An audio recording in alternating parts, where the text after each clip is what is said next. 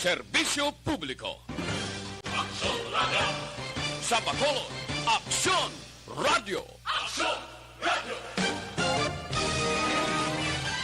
Action Radio Philippine Standard Time, las 6:13.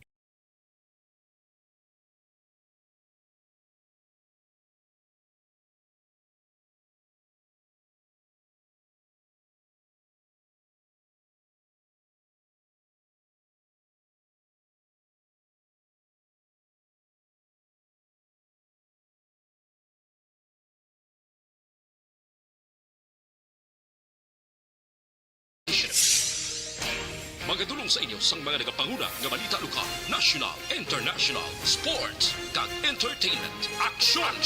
Balita Evening Edition. Kag karon ang inyo news team. Una sa balita, una sa aksyon. Mayong gabi siyudad sa Bacolod, Western Visayas, kag Bugos nga Pilipinas. Welcome na sa pagpangalagad sa aksyon na Balita Evening Edition. Karon nga daw Martes, Setyembre 7, 2021. Makitan kita live sa mga official Facebook page kag sa YouTube channel ang Aksyon Radyo Bacolod kag mabatian pag sa www.aksyonradyobacolod.com.ph. Kaming inyong mga tag-balita. Aksyon and Defensive. Kag Action Dale Salazar para sa mga headlines. Una kita sa mga balita lokal. Manifesto nga nagapangabay kay Congressman Gasatayang magpabilin sa Grupo Progreso ginkompirmara sang duha ka kapitan. Colonel Palge may temprano nga pahanumdum sa kapulisan sa patag sa politika. Sa balita national, pangabay ng ipagwang salen ni Presidente Duterte gindinay. 4 ka Chinese drug trafficker patay sa buy-bust sa Zambales. Detalye sa mga balita lokal pagkatapos gid lamang sini.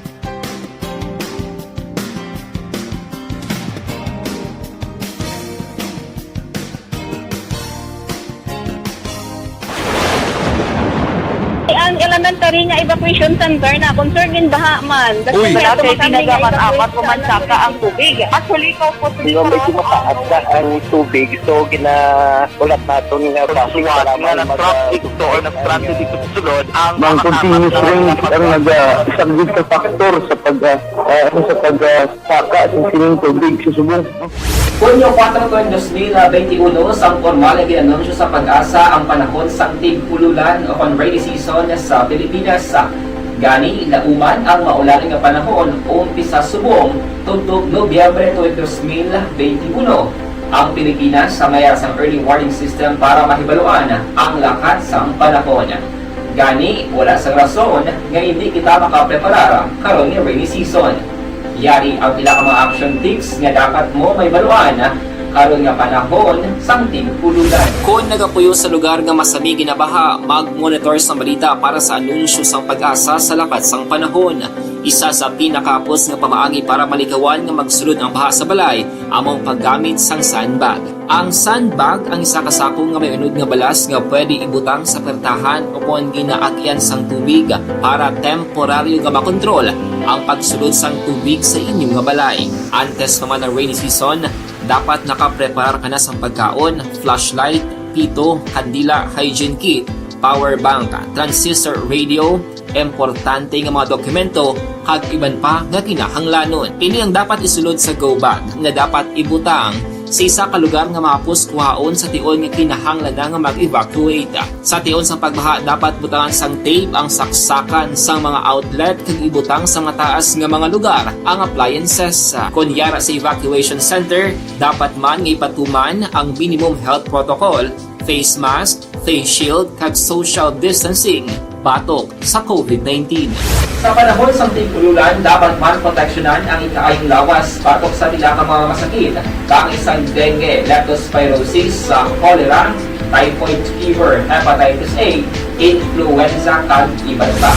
Nagpanugyan man ang DOH kay pabili ng proper hygiene kay pag-inom sang limpyo nga tubig.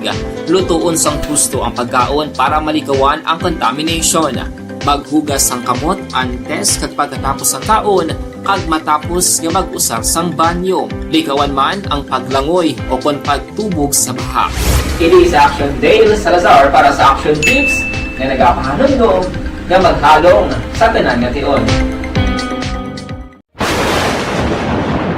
Ang elementary nga evacuation center na concern din baha man. Uy, Kasi dati pinagaman apat pumansaka ang tubig. Actually, ikaw po Yung medyo mataas na ang tubig, so ulat natin nga pasuwat nga nag-traffic to or nag-transit dito sa sulod ang Mang continuous rin ang nag-subject sa factor sa pagsaka sa sining tubig sa subong. Hunyo 4, 2021, sang formal na ginanunsyo sa pag-asa ang panahon sa tig-ululan o rainy season sa Pilipinas. Gani, lauman ang maulan nga panahon umpisa subong tugtog Nobyembre 2021. Ang Pilipinas sa mayar sa early warning system para mahibaluan ang lakat sa panahon. Gani, wala sa rason nga hindi kita makapreparar karon nga rainy season. Yari ang pila ka mga action tips nga dapat mo may baluan karon nga panahon sang tig-ululan. Kung nagapuyo sa lugar nga masami ginabaha, mag-monitor sa balita para sa anunsyo sang pag-asa sa lakat sang panahon. Isa sa pinakapos nga pamaagi para malikawan nga magsulod ang baha sa balay, among paggamit sang sandbag. Ang sandbag ang isa ka sako nga may unod nga balas nga pwede ibutang sa pertahan o kung ginaakyan sang tubig para temporaryo nga makontrol ang pagsulod sang tubig sa inyong nga balay. Antes naman ng rainy season, dapat nakapreparar ka na sa pagkaon, flashlight, pito, kandila, hygiene kit, power bank, transistor radio, importante nga mga dokumento, kag iban pa nga kinahanglanon. Pini ang dapat isulod sa go bag nga dapat ibutang sa isa ka lugar nga mapos kuhaon sa tion nga kinahanglan na nga mag-evacuate. Sa tion sa pagbaha dapat butangan sang tape ang saksakan sa mga outlet kag ibutang sa mga taas nga mga lugar ang appliances. Kunyara sa evacuation center, dapat man nga ipatuman ang minimum health protocol, face mask, face shield kag social distancing batok sa COVID-19. Sa panahon sa tig-ululan, dapat man proteksyonan ang ikaayong lawas batok sa tila ka mga masakit, kang isang dengue, leptospirosis, cholera, typhoid fever, hepatitis A, influenza kag iban pa. Lasay sa 21 Action Radio Philippines Standard Time kagkaroon sa litali na sang mga balita lokal. Gingkompermara nanday punong barangay Anthony Aicos ang barangay 15 kag punong barangay Rodolfo Pico Jr. sang barangay Manslingan nga lihitimong manifesto sang 54 ka mga punong barangay nga pangabayon si Congressman Greg Gasataya nga magpabilin sa Grupo Progreso kon GP. Si Aico kag Pico ang duwa sa mga kapitan sa Bacolod City nga nagasuporta sa GP hag nagperma man sang manifesto. Sa interview sa Action Radio, ginpahag ni Pico nga tinalikdan ng mga sinimana sang ilagin balay ang manifesto sa pagsinapol nga ginpatigayon si Saka Restaurant sa shopping area sa Bacolod City. Sulo kay Pico, 49 ka mga punong barangay ang kaya sa pagsinapol samtang lima naman nga wala makatambong ang nagpabutsyag man nga magaupod sa manifesto. Para kay Pico nga tinalikdan nga mga tinuig, nakita nila nga nagmayo ang resulta sa pag-updanay nanday Mayor Bing Leonardia, Vice Mayor Elcid Familiaran kag Congressman Gasataya. Ginatugyan sa sanggol ang panlungsod sa Bacolod Emergency Operations Center kung EOC ang paghatag sa komento kag rekomendasyon sa pangaway sang simbahan nga magpatigayon sa trade fair sa plaza sa Maabote nga Oktobre tubtob Desyembre tuig 2021. Sunod kay Councilor Dindo Ramos, ang chair sa Committee on Laws, nakabato ng konseho sang sulat gikan kay Bishop Patricio Buzon nga nagapangabay sang permiso nga magpatigayon sang among aktibidad. Luyag nga gamiton sang simbahan ang porsyon sang Dalan Gatuslaw kag Dalan Rizal sa Bacolod Public Plaza para sa trade fair. Sunod kay Ramos, kung siya ang pahambalon, hindi siya kuntani pabor sa sining nga aktibidad bangod sa pamahog sang COVID-19 apang bugos nga konseho ang maga-desisyon sini rason nga nagapangayo man sila sang rekomendasyon sang Bacolod EOC. Ginpahayag man sang konsihal nga ang dalan ang para sa alagyan sang tawo o kun para sa salakyan. Sa naibaluan tinutuyo sang trade fair nga makatipon sang proceeds para sa mga kaparian. Sa iban nga balita lokal, temprano pa nga ginapahanumdom ni Negros Occidental Police Provincial Office o NOPO Director Police Colonel Romy Palge sa mga kapulisan nga hindi mag-intra sa politika. Sunod kay NOPO Deputy Spokesperson Police Lieutenant Abigail Denasco, dapat nga wala sang politiko nga dampigan ang kapulisan kundi magserbi lamang nga bantay sa palibot. Ganehemplo man ni Denasco ang 5 ka mga pulis nga na-assign sa sa Moises Padilla PNP nga ginpahalin sa serbisyo matapos mapamatudan sa korte nga may irregularidad ang ilagin patigang nga checkpoint bato kay Mayor Elia Garcia Yulo kag Bana Sini. Liwat nga ginpasira ang Public Information Office o PIO sa Provincial Capitol Building sa siyudad sa Bacolod agud ipaidalom sa disinfection. Ini matapos nagpositibo sa COVID-19 ang isa sa mga empleyada nga nakadestino sa mga tatapan. Setyembre 6, 2021 sa magpa-swab test ang empleyada kay nagpositibo ang resulta. Gidayon nga ginpaidalom sa quarantine ang kapin sa napulo ka mga empleyado nga exposed o kung nagka-close contact sa nagpositibo, gin swab test kay nasang aga kag nagawlat na lamang sang resulta. Nagligan nga Agosto 4, temporaryo man nga ginpasira ang PIO office sa Kapitolyo para sa disinfection matapos nagpositibo sa COVID-19 ang isa ka cameraman. Kalawanan sa mga PIO employees ang fully vaccinated na kontra COVID-19. Samtang pag-asailho naman sa lokal nga gobyerno sa San Carlos Negros Occidental sa relocation site sa syudad ang mga nasunugan sa may Burgos sa Parola Barangay 6 nagligid nga Agosto 31. Sa interview sa Action Radio ginpahayag ni Mayor Renato Gustilo nga nakigdialogo siya sa mga nalitan sang sunog upod sa mga local heads sa nagkanilaing nga departamento silang syudad. Agod ini ang hambalan na ginpahayag sang alkalde nga may inisyal nga 61 ka mga benepisyaryo ang ipahidalam sa screening agud may baluan kung silang kwalipikado nga makangkot sa propiedad sa may relocation site sa may likod sang San Cavil Subdivision Barangay Rizal. Kini nga propiedad ang may asang 80 kasablat sa may 54 or 54 square meters nga makuha ang kada benepisyaryo. Sa Setyembre 6, 2021 nga dato sang Social Welfare and Development Office ang syudad, 70 ka mga balayang totally burned kag 96 ka mga pamilya ang apektado nga may 352 ka mga individual. Sa katapusan nga balita lokal, ginpahayag ni Metro Bacolod Chamber of Commerce and Industry o kun MBCCI President Frank Carbon nga hindi direkta nga makaapekto sa negosyo sa syudad sa Bacolod ay nagluntad nga pinatsanay kag ang pag-utod sang ulo sa isa ka persona.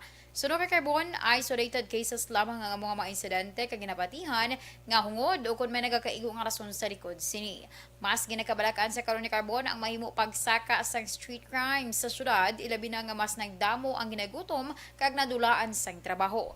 Nagapangabay sa gihapon ng grupo sa mga negosyante nga sulbaron sa kapulisan ang mga nagaluntad nga krimen agod mahatagan kasanagan ang publiko. Dugang pa ginahingi man sang MBCCI ang mas malawig nga police visibility sa tanan nga lugar sa syudad sa Bacolod.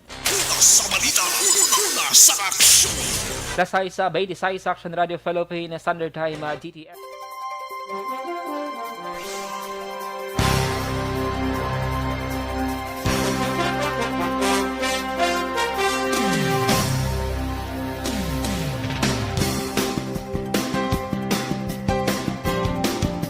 Good day everyone! Ako balik si Ann Defensor of Action Radio Bacolod. Kag subong is 5 years na ako nga nagatrabaho for Action. And nagapasalamat ako syempre sa management sang sining ako nga trabahuan bangod sa ilang paghatagban bulig sa akon agud nga mas nga mapa-improve ang akon iyang ikasarang sa patag sa paghambal sa kahanginan kag syempre sa mga pagpakita pagid sang abilidad ko hindi lamang sa mikropono, kundi pati man sa field. Sa liwat, madamo nga salamat aksyon na Radyo Bacolod kag syempre sa amon man nga station manager Ma'am Nona Di Maala Magbanwa para sa pagbulig sa amon agud nga mas mapaayo pagid kag mangin produktibo kami nga mga kabataan sa sininga henerasyon. Kag syempre, nagapasalamat man ako sa Ginoo kay tungod nga naglawig ako diri sa Action Radio kag mas nga na-improve ang akon kaugalingon. Happy anniversary Action na Radyo Bacolod! Una sa balita, una sa Action, sa Bacolod, Action Radio. Desisyon 2022. Ito po, tatandaan nyo, kasi itataga po natin ito sa bato. The last man standing is a woman. Ang pagiging presidente ay destiny na kaloob ng Panginoon. Marami nang nangarap, marami nang naring nabigo. Wala nang dilaw, wala nang pula, wala nang orange, o kung ano man ang kulay mo, maawa naman tayo sa sambayan ng Pilipinas. And because we all agree that we shall be the change that we want to see in the world, let us show the world how it is appropriately done. Desisyon 2022. Oh, definitely, you know what they say, Battle Royale. Definite super Battle Royale. Palayo pa ba ito? Yes. Sa pakatuig. Kamo pa rin magdinapo. Subungadaan. Desisyon 2022 sa Action Radio Bacolod. Ginawat ang himo sa mga health protocols. You cannot treat Bacolod as an island. It is part of Negros Occidental. It is part of Negros Island and it's part of the Philippines. Ang problema kita. So let us avoid something like that again. Kinahanglan maapilar ko sa gihapon sa inyo sa pagtunod strictly kag ang mas gagawin. Ang kada botante ang may gahom nga magpili sa mga lideres sa pungsod. Ang kada kandidato ang dapat kilalahon sa husto. Ang kada botante ang may kaugalingon nga desisyon. Desisyon 2022, the pre-election survey. Himanuon ang pulso sa publiko, kilalahon ang magidalantaw nga magpapili sa maabot nga eleksyon. Desisyon 2022 sa Action Radio Bacolod, ang pinakauna nga pre-election survey sa siyudad sa Bacolod kag probinsya sa Negros Occidental. Bantayan ang resulta sa pre-election survey diri sa #1 AM radio station sa pinakaulihing nga survey sa Nielsen. Action Radio Bacolod, #1. Desisyon 2022 sa Action Radio. Desisyon 2022. Do not just throw away questions and statements. Kasma nga aton sining nga Facebook page pagiya sa Action Radio Bacolod. Ladies and gentlemen, this is Action Radio Bacolod. Action Radio Bacolod, #1. Nagpanguna ang Action Radio Bacolod sa pinakaulihing survey sa Nielsen nga kakuha sa commanding radio station share para sa fourth quarter sa tuig 2020. Kami nagapasalamat sa aton mga kaaksyon sa padayon nga pagsalig kag pagsuporta. DYEZ Action Radio Bacolod, #1 with 40.10% radio station share. #2, Bombo Radio, 38.70%. #3, RMN Bacolod, 14.50%. Action Radio Bacolod, #1. During this crisis, the result of the survey proves that Action Radio Bacolod serves the public best and will continue to give you the best broadcasting activities. Madamo nga salamat mga kaaksyon for making us #1. Action Radio Bacolod, #1. Do not just throw away questions and statements. Kasma nga aton sining nga Facebook page pagiya sa Action Radio Bacolod. Ladies and gentlemen, this is Action Radio Bacolod. Action Radio Bacolod, #1.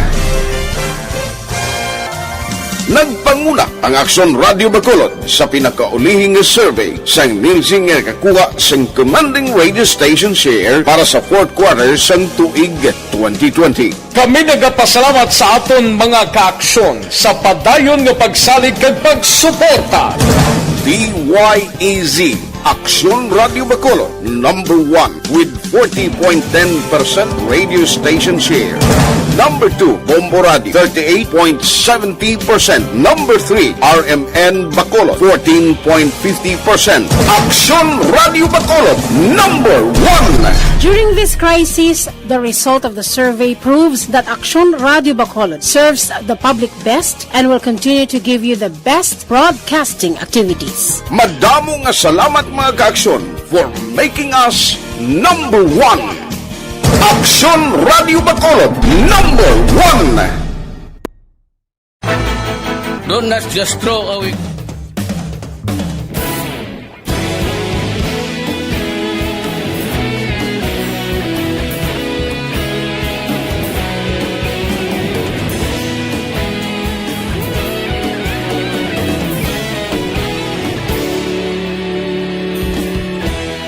Agapasimbangwa, mapugnaw nga hangin agadapyan na. Ikaw nang ginapamati ang amon ginasandigan. Tinog sang probinsya, kamatuuran ginapalap na. Minsay nga may dala, paglaom kag kasanat. Tinuig na nagligan, ikaw gihapon ang ako nga estasyon. Sa pagbutlak sang adlaw, sa pagtuhaw sang biton. Mga balita ang dala inspirasyon.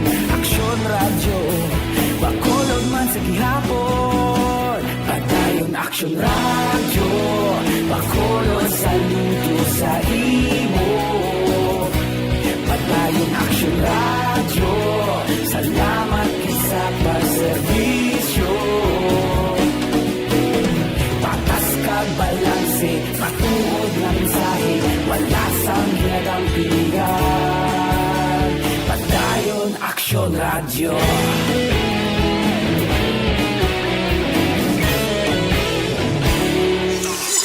Sa aksyon! KBC Plus mga ka-aksyon sa mga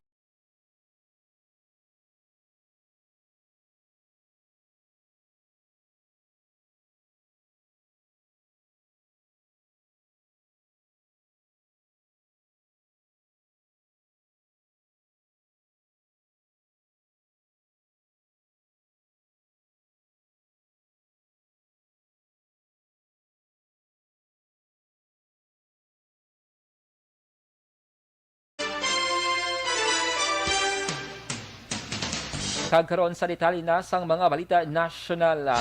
Gindinay sang Office of the Ombudsman ang pangabay sa mga abogado nga i-release ang kopya sang Statement of Assets, Liabilities and Net Worth o kung SALN ni Presidente Rodrigo Duterte.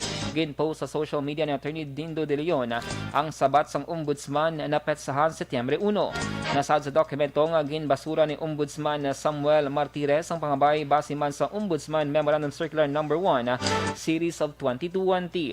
Sa idalam sang circular ang kopya sang SALN ang posible mahatag sa authorized representatives ang opisyal bagi man sa court order para sa pending case o kung pangabay sang opisina sang Field Investigation Office, Bureau o kung unit ginagatuyo nga magpatigayon sang fact-finding investigation. Sa ibang nga balita national, patay ang 4 kadumulo nga drug traffickers kag nakumpiskar mo naman ang 3.4 milyones pesos na ginasuspet suwan Cebu sa bypass operation sa Banwasang Candelaria, Zambales, las 11:30 kay nasang aga. Naglabot sa 500 kilograms ang kabugaton sa nakumpiskar nga suspected Cebu nga ginakabig pinakadamo sa mga tuig sa isa lamang kooperasyon. Ginkilala mga napatay nga Sanday Gao Manzuk, 49 anyos, Hong Jianxie, 58 anyos, Eddie Tan, 60 anyos, tanan sa Fujian, China. Kag So Yuha, 50 anyos nga taga-syudad sa Quezon. Sa police report nga nakalabot sa Camp Crame na track down sa Philippine Drug Enforcement Agency Conpedeya ang giyo sang 4 ka mga suspect sa nga mga Chinese malapit sa baybay sa Banwasang Candelaria, ang lugar nga kuwaan kun tani sang Cebu. Ang 4 ka Chinese nga napatay matapos ini nagbato sa police, militar kag operatiba sang PDEA sa tuyo nga makapalagyo. Ginpahayag naman ni PNP Chief Guillermo Eleazar nga big-time distributors ng illegal drugs ang nasambit nga mga persona sa Metro Manila, Central Luzon kag Region 4. Sa katapusan nga balita national, giniisyuan sa warrant of arrest si ani Presidential Economic Advisor Michael Yang bangod sa ginhimo nga wala pagtambong sa Senate inquiry. May kangtanan man sa issue sang mahal nga presyo sang ginbakal nga COVID-19 equipments. Sa hearing ginaprobahan ni Senate Blue Ribbon Committee Chair Senador Richard Gordon ang motion nga i-contempt si Yang. Kalakip sa papanaugan sang warrant of arrest ang pilaman ka opisyal sang Farmally nga sa Twinkle Dargani, Justin Garado Lincoln Ong, Rizal Grace Mago kag Wang Tuyen nga chairman kag presidente sang Farmally. Sa balita, una sa aksyon! Lasay sa 38 sa Aksyon Radio Philippine Standard Time. Inyo nabatian ang kabugusan nga mga balita sa Aksyon Balita Evening Edition. Karon nga adlaw Martes, Setyembre 7, 2021. Salawat kaming inyo mga tagbalita. Aksyon Defensor. Kag Aksyon Dale Salazar. Una sa balita, una sa Aksyon Sa Bacolod, Aksyon Radio. Aksyon Radio!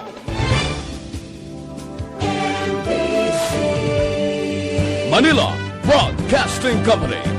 Sa balita, komentaryo, issue, serbisyo publiko. Aksyon Radio! Sa Bacolod, Aksyon Radio! Aksyon Radio!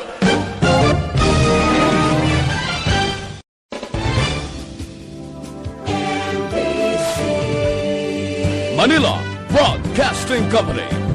Sa balita, komentaryo, issue,